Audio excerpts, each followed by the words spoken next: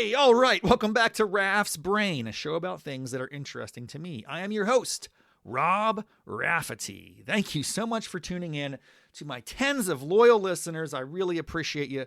If you're new to the show, hey, thanks for being here. So this is a special episode of Raff's Brain. It's different than the typical type of content you might get on this platform from me. So let me tee it up for you just for a moment. See, kind of like level set so you know what you're getting yourself into. Well, a few weeks ago, I was invited to serve as a mentor for the inaugural class of Marginal Revolution University College Fellows. So what is Marginal Revolution University? It's an offshoot of the renowned economics blog Marginal Revolution by Tyler Cowen and Alex Tabarrok. And MRU, as it's known, is an educational platform that provides economic training services and educational materials to teachers and learners all across the globe. They have millions and millions of views and thousands of subscribers, and it's just a really exciting product. It's created by a friend of mine, a gentleman named Roman Hardgrave. He has a small team, lean and mean, that cranks out these content, these awesome videos, and really helps just level up everyone's understanding of economics, which is such an important discipline to it's a lens through which you can see the world, understand it better. So I definitely encourage you to check out MRU.org to see more of their content. The MRU College Fellows is an interesting experiment for MRU, and it's consistent with their home organization, the Mercatus Center at George Mason University, to the extent that is an entity focused on talent development, reaching out and connecting and cultivating the next generation of thought leaders and communicators and change makers who are advancing ideas of classical liberalism and across key institutions of society. So very exciting stuff that's coming out of Mercatus and MRU these days.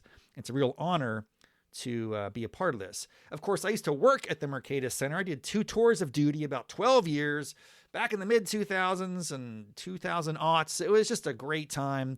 I'm very fond of those Mercatians and the ideas that they're all about. So it was certainly an honor to be invited to participate. I'm currently now serving as a mentor to 2 of the, it's a dozen or 15 or so fellows. These are college students, primarily undergrad, some grad school. They're interested in economics, politics, philosophy, science, ideas, broadly speaking, classical liberalism.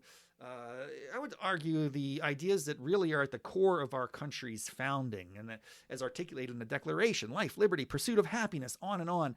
Understanding how those ideas can be operationalized more effectively in society across the board in a way that's good for everyone. And so as we're coming up on America's 250, that's an exciting moment to reignite those conversations. And what these students are here to do is not just learn about economic principles and theories and concepts, but really to test and learn how to apply and communicate them more effectively. So all of these students who are participating as fellows have demonstrated some aptitude or capacity or interest or passion for digital communications. It could be like short filmmaking, documentary, or long form storytelling, or podcasting, or vertical videos. All really, it can be any style of more contemporary media that will help get these ideas out into the world in a way that they can reach more and more people and motivate more and more Americans to action. So it's a very exciting group. They're very talented. I have 2 mentees that I'm working with. I'm thinking over the coming weeks, if they're open to it, I'll bring them on the show. We'll talk about their projects, their passions, their curiosities. I've typed a longer story about this into my latest issue of Raff's Brain Dispatch.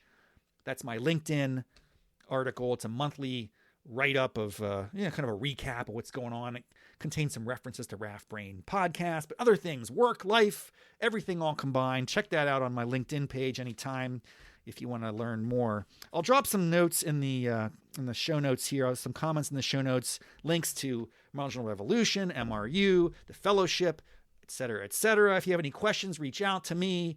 Otherwise, these are the remarks that I delivered on Saturday morning February, what was it? The 28th, I think, downtown Washington, D.C. It's about 10 minutes long.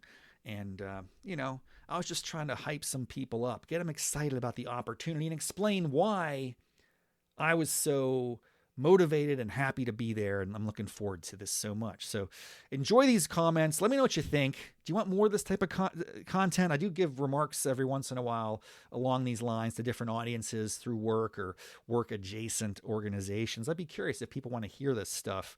I had a lot of fun delivering these remarks, and hopefully you'll enjoy them as much as the audience did. I got some great feedback on it. So let me know what you think. Thanks again for being here. Have a great day. Here we go. Me with the unexpected invitation to serve as a mentor for the inaugural class of MRU Fellows. I could not hit reply fast enough. Yes, absolutely, 100%. I probably some curse words in there to boot. I want to take my 10 minutes of time here to just briefly explain why. I'm going to frame this around 4 themes: the problem, the opportunity, the risk, and the reward. So let's start with the problem. I saw a statistic the other day, found it very troubling, but it's not surprising. It's reinforced in a perception that I think will not be foreign to many of you in this room. Over 50% of Americans no longer think that this country is capable of solving big problems. When you drill down in the subtabs and you get to your demographic, I think it was 18 to 29-year-olds, that number goes up to almost 2/3, like 63, 64%. You might actually feel that. We're in a tough spot, man. These are difficult times. So I don't blame you if you have that perspective or that concern or that anxiety. It's quite common. But the problem with that, as I see it, when people have that lack of hope and lack of sense that what they do can solve problems for their family, for their community, for their country, they can gravitate towards solutions that are very counter to the principles that enabled this country to exist and thrive for close to 250 years. And that's a threat, that's a concern. That's the problem as I see it. An increasing appetite for quick fixes that could do irreversible harm to the long-term future of America. So what's the opportunity? MRU Fellowship enlists talented communicators who are passionate about these economic ideas and principles that, by the way, are related very deeply to our country's founding. Life, liberty, the pursuit of happiness, rule of law, separation of powers, markets, exchange, openness, the dignity of every person. These are principles that are bedrock. They matter. They're important. You care about them. That's why you're here. And you have demonstrated a capacity to communicate effectively and an interest in sharing your wisdom, your knowledge, your expertise. That's the opportunity to collaborate and work with you and help you reach Americans at scale to bridge the gap in understanding. The great question that was asked right out of the gate to Tyler Cowan this morning: what are these principles that Americans struggle with? And he rattled several of them off. That's a great laundry list for you to start on, right? We want to get Americans more connected to these ideas, which you can't do just through a chart and a graph or an academic journal article, right? That's where you're here. You're going to be what we might call the secondhand peddlers of information, right? That's a positive term. It might be used in a strange sense, but embrace that identity, right? That's the opportunity to connect more and more Americans with what makes this country function well and what's created enormous prosperity and opportunity for so many Americans. Even as we have more work to do, the trajectory and the history is remarkable. The opportunity is also technology, man. I want to take you back. Let's hop in a DeLorean. This is going to sound insane, and I can't help but say it. I grew up in the 80s, all right? Pre-internet, pre-cable television. In rural West Virginia, I had 3 channels in the TV that's like this big box. And if I had rabbit ears and I put aluminum foil on it and got them just right, I might be able to get like 4 channels of information, okay? This world is radically different. But I'm not even that old. I'm a little bit of a dinosaur. I got some dust to go gray in my beard, but I promise you, it wasn't that long ago that if you had an idea, you want to entertain someone, you want to educate, you want to connect with people, it was difficult. I had a pen pal from England when I was in 7th grade. I had to wait weeks to exchange information. This stuff is so different today. I don't want you to fall asleep on that. The opportunities are for you to embrace these technologies and take it to the next level and reach more and more people with these ideas in ways that were never before possible. Okay? One more thing about this opportunity, which is insane. Absolutely insane. Let's put some data behind it. Let's say, think about a traditional newspaper. Maybe we'll talk like the New York Times. That's a flagship American newspaper, maybe for the world, let's say. What's the subscription of the New York Times? Any guesses? They're a games company now. They do sell games. Sudoku is a very popular monetization aspect. But they are a newspaper. What do you think the subscription is on that? Someone's got to fact check me on this. I had it pulled up. No. How many people are... No, they're actual paid subscribers or somewhere... what? Like 15 million? It's not north. It's not north of 15. Someone can fact check me on. I want to say it's like 17, 18 million.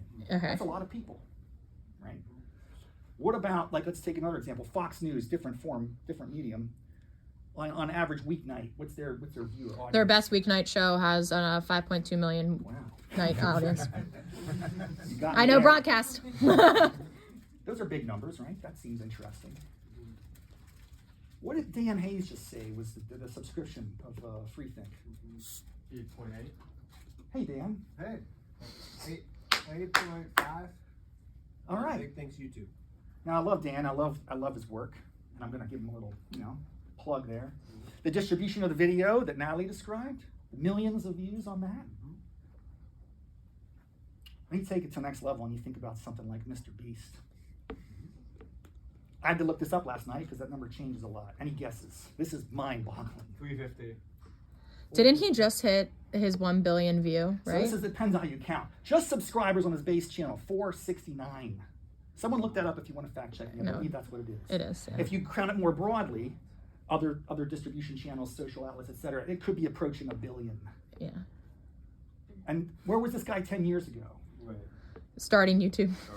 Okay. I'm not expecting any of you to try to become or aspire to do that, okay? I'm saying the opportunity is there for anyone in this room who has an idea to take this, point at yourself, speak your truth, talk about economics, markets, your life, and you can pop off and reach millions of people and inspire them and connect with them and inform them and get them more excited about these ideas that inspire you so much. That's the opportunity, all right? And what's more wild is more and more Americans are going to those platforms for news. I think the latest poll was 35% of Americans say YouTube is their primary source of news. That's only going to increase, right? You have a huge opportunity. I never had when I was your age. That's remarkable. And the fact that you're here means you're leaning into that. That excites me. I want to help and support and learn from you, all right? That's the opportunity. Now, what's the risk? A lot of ways to process this. I think the risk is internal. I think it's fear. And I'm not immune from it myself. What are we afraid of? We're afraid that we're going to upset someone. We're afraid of the judgment we're going to get from our friends or our family, or my gosh, strangers who are going to flame us and say mean things about the way we look, the way we talk, the ideas that we share and express. And that prevents so many people from expressing themselves. You have these ideas, you have these passions, you have this energy, but you're hesitant. So fear takes away from that opportunity. That's a risk. And another risk, way to describe it, comes in many forms. Sometimes these words sound really good and smart, right? Like strategy. We got to focus group this content before we put it out there, We got to plan. We got to be perfect before we put our content out in the world. We overthink before we execute. And that's not the opportunity that these technologies represent. What you have in here is the opportunity to move fast, speed, move with speed, execute quickly, daily, all the time, and iterate and learn and make mistakes and get called out and apologize when you're wrong and do it with good intent. You put that out into the world, it's remarkable what can happen. The risk is we seek perfection and perfect lighting and perfect editing. I didn't say it the right way. I don't look right. Come on. Don't let that overtake your potential, man. And what's the reward? This is my favorite part. If you do this, you're on this journey, I believe that everyone in this room, through their contribution on these platforms, can self-actualize. Now that's a funny word, but we talk about it, Stand Together, a lot. It's this idea that every person can tap their unique gifts, talents, interests, passions, energies, contribute that in the world in the spirit of mutual benefit to help others while you're also satisfying these urges within yourself. That's money, man. That's the sweet spot. And I want all of you to experience that. And I love all of you already. I met so many of you this weekend. I just want to say a couple examples. I was talking to folks last night. Salem, dude, you're a rock star. Math whiz. But what's also unique is you like Shakespeare. And she's talking about Shakespeare in the park and lighting and theater. That to me is the jam. Mix that together. Do content on all that. And you're gonna find your tribe. You're gonna find other people interested in that. You're gonna connect and communicate. Brady, this guy's all into Pokemon and baseball cards and live shopping. Dude, that's extraordinary. The economics of that stuff's wild, right? Talk about that. Lead into that. Don't shy away from who you are. Oscar, oh my gosh, this guy's remarkable. He's sharing me some cool graphics he made, supply and demand curves. It's awesome. It's really cool. But then he tells me about his experience drumming outside of the Charlotte, the Panthers stadium, like a maniac, bashing drums. People are chucking money into his hat. He's self-actualizing. He is like in the state of flow, and people see that and they react to it and they will gravitate towards it. I want you to all experience that, whatever that is. Don't shy away from it, please. These platforms don't have to be stodgy and serious, okay? Have fun with it. Be yourself. And we hear these concepts, and again, there's different perspectives. I'm just giving you mine, okay? You can do it with what you will. But I think it's sometimes we overthink things. What's my niche? What's my one little issue I'm going to talk about? What am I going to be known for? I think that's one way to approach it. I would suggest your ultimate niche is you. You are wholly unique, individual, right?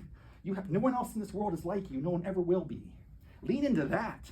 Share those things about yourself as a whole person. On these platforms, I think sky's the limit for everyone in this room, and the opportunity to reach and connect and inspire and motivate and change the trajectory of this country, help people think differently about the way that we diagnose and solve problems, their ability to apply their gifts and talents and thrive here. Then we're going to be great for another 250 years. It's going to be awesome. One last thing, I'll land the plane here. I'm very pumped up. This is awesome. This is awesome. I was talking to Roman. I was like, is this the inaugural class? This is the inaugural class, dude. Take a moment. Just look at your colleagues, dude. I'm sorry. This is history. You guys are laughing at me. I don't care. I'm telling you how I think about it. I'm 50 years old. That's ancient in many ways, right? 20 years from now, if I make it, 70, I don't want to think about this. If you guys apply yourselves and you lean on us and you work with us and we learn from you and you work with each other, and this could change the trajectory of your life. And in 20 years, when I'm 70, I want one of you standing here talking to the next class, the 20th class of MRU Fellows. That's an ambition, man. I want all of that. So just enjoy your time. Put everything you have into this. Look to us as help and support. We're not here to tell you what to do. We're here to support you, okay? We're going to collaborate. We're going to learn. I can't wait. I have my mentees. We're going to crush, okay? But any of you can access me, and I know that others feel the same way. We are a resource. We want you to crush and dominate. So go get them.